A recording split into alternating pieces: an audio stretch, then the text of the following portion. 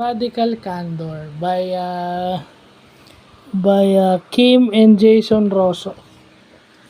So ito yung Radical Candor, yun yung uh, pagkakaroon ng care at the same time correct yung mali nung kung sino mang empleyado ang under sa'yo. You care for them at the same time you challenge them directly. So isa to dun sa frame, may apat yan eh. So isa to dun sa apat yung radical ang radical candor is you care, sinasabi mo na nagki-care ka, pero you challenge them directly. Parang ako, di ba? Sa buhay ko, nabanggit ko na yung nagpalaki sa akin. Yun yung nagki-care sa akin ng genuine kasi pwede naman niya ako, yung care niya is hindi yung masabi, but yun lang yung tao na challenges me directly. Hindi naman kami yung sweet parate. Nag-aaway nga kami. Minsan nagbubugbugan pa kami. Di ba? Minsan humahantong sa ganun, nagsisigawan kami. Di ba? So hindi kami yung laging pero hindi rin kami yung away ng away parate.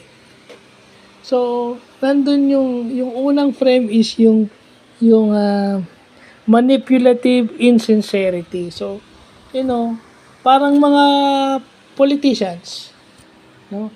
They manipulate people na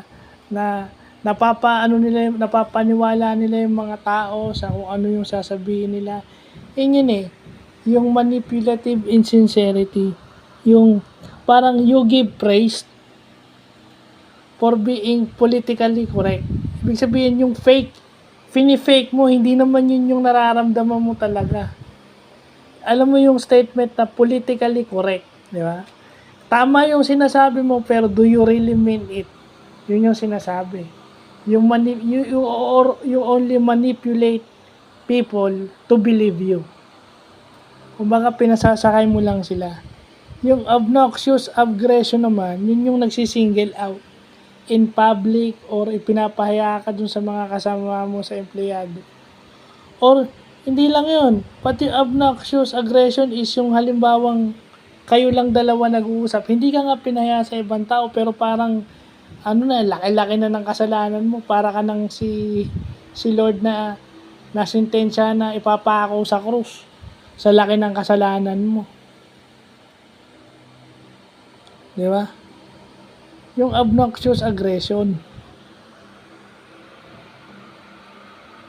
Diba, minsan wala silang, minsan yun eh, sinasabi nila nagkikare sila, manipulative, at the same time they are obnoxious. Kasi ramdam naman nila yun kung talaga nagkikare ka sa kanila. Naranasan ko tong dalawa na to. And then yung ruinous empathy, yan, yung mga nagsusugar ko. Nagki-care sila sa'yo, pero they care of your, they care about yung kikitain mo. They care about your financial well-being, pero hindi nila binibigyang yung mental health mo. Okay, bablog natin mamaya yan. Ba? Yeah, you sugarcoat na baka wala kang sweldo nagpatalo. Ayun yung pinakamasakit na naranasan, na narinig ko. Nagpatalo daw ako.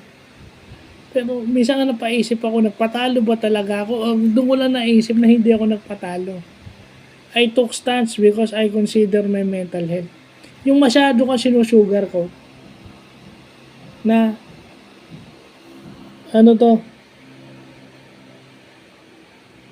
parang, gusto mo lang na masabi ng tama yun.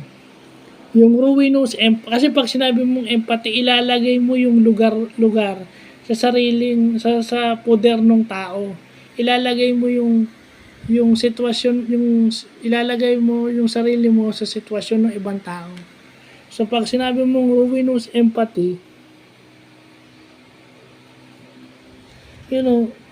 nag-empathize ka, pero you don't consider the bigger picture. Ano bang mas importante sa kanya? O doon sa tao? Importante ba sa kanya parehong importante sa kanya parehong importante sa tao yung financial well-being and yung mental health. Pero ano dun yung mas nagbibigay sa kanya ng ano, yung ano yung mas importante sa kanya as a person. Yung pinaka-importante sa kanya as a person.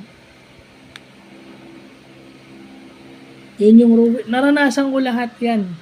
I mean, for all, ngayon ko lang nalaman to, pero yung radical candor, isang tao pa lang yung nakapagsabi sa akin yan. Because, yung sinasabi ko nga, nung natuto ako na kahit baliktad yung sinusuot niya sa akin na, baliktad yung sinusuot kong damit, Sinang never complain. Because she knows na kailangan ko siyang sundan. She knows that. She knows makalat akong kumain. She knows. Alam niya yun. Lahat ng gagawin ko medyo magulo, medyo tabingi. Alam niya yun. Yun nga masakit minsan eh. Kung sino pa yung yun. Kasi minsan hindi natin fully ina-accept yung flaws ng tao. I wanted to be treated as a normal person, pero dapat tanggapin nyo rin naman kung ano yung flaws ko.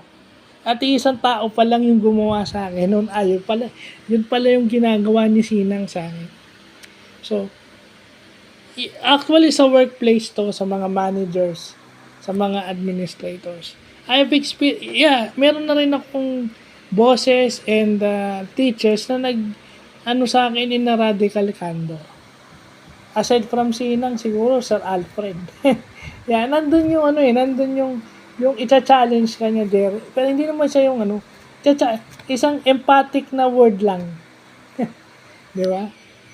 I mean, si Sir Alfred niya ata yung teacher na hindi nakadalawang course na ako. He never told me to stop. For as long as alam niya na makakabuti sa akin na kung ganun. Because some people took that. Kung yung pag-aaral mo na ganyan, hindi nga tinake yun against me na, you take up ganito. Yun. Sa kanya iba. Pag may mali ka, ipupunto lang ni Sir, di ba kumsay ka? O ba't nakakalimutan mo yan? Yung mga ganun. Di ba kumsay ka? Bakit? Ba't hindi mo ginawa yan? Minsan kasi, di ba? Nakakalimutan mo yung basics minsan. So, kung may mga taong nagpapaalala sa'yo nun without getting hurt, mapapaisip ka nga, ba't hindi ko nga ginawa? Di ba? Komsay ka di ba? So, yun yung radical candor.